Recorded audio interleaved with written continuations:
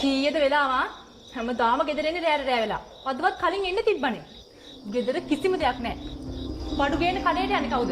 අර ළමයා සෑහෙනලා ඉඳන් බලන් ඉන්න තාත්තෙනිකන් කියලා.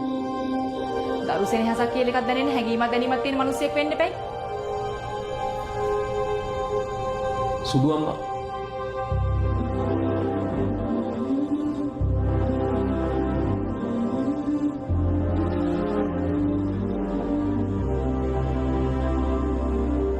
සුදු අම්මා අපි පොඩ්ඩක් කතා කරමුද?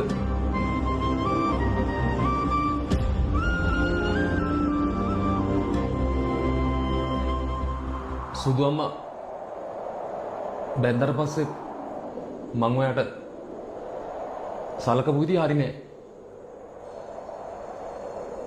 මැනික මං වෙලාවකට සතෙක් වගේ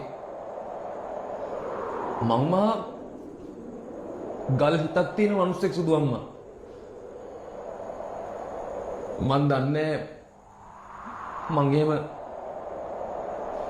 කොහොමද එකපාරට වෙනස් වුනේ කියලා. හැබැයි සුදු අම්මා මංගේ කිසිම දෙයක් කරන්නේ හිතලා නෙමෙයි මැනිකේ. ගැහණියක් බලාපොරොත්තු වෙන්නේ මොනවද? ගැහණියකට ඕනේ මොනවද? එයාට අවශ්‍ය මොනවද කියලා මට කිසිම වෙලාවක හොයන්න බලන්න බැරි වුණා. මන් දන්නේ මං කොහොමද මෙච්චර කාලයක් ජීවත් වුනේ කියලා. සුදු අම්මා මං ඔයාගේ අමාරුකම් ඔයාගේ වේදනාව කිසිම වෙලාවක ඇහුවේ නැහැ. රස්සාවක් කරපු පළියට හැමතිස්සෙම කියෙව්වේ මම මගේ වේදනාව විතරයි සුදු අම්මා.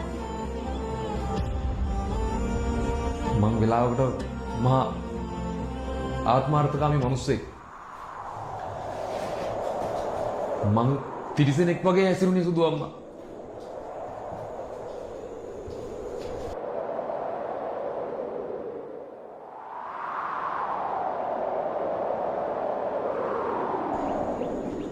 සුදු අම්මා මට බත් චුට්ටක් බෙදලා දෙන්න.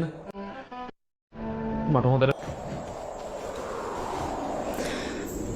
සෑහෙන කාලයක් වෙනවා ඒ වචනේ ඇහිලා. සුදු අම්මා මම ඔයාට ආදරෙයි. ඔයා ඒ කාලේ මට නිතරම එහෙම කතා කරා. මතකද මං හරි ආසයි ඔයා ඔය වචන ටික මට කන්ට කරලා මූණ වුණාට.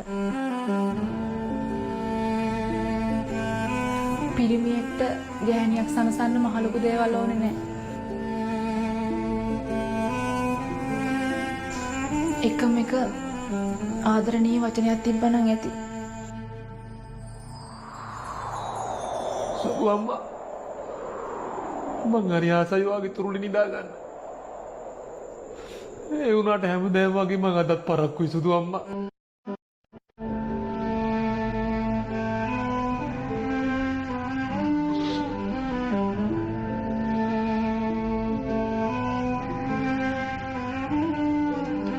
මම්මගේ සුදු අම්මට හැමදාම ආදරේ.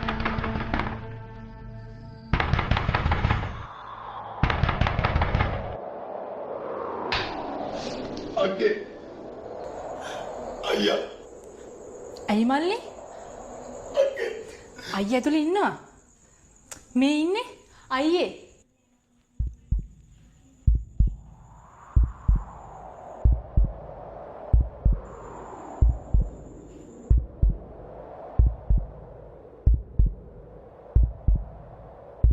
අගේ අයියා.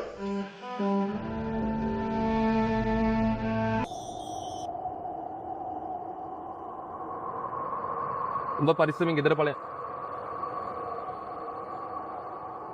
මාත් ගෙදර යනවා සම්පා.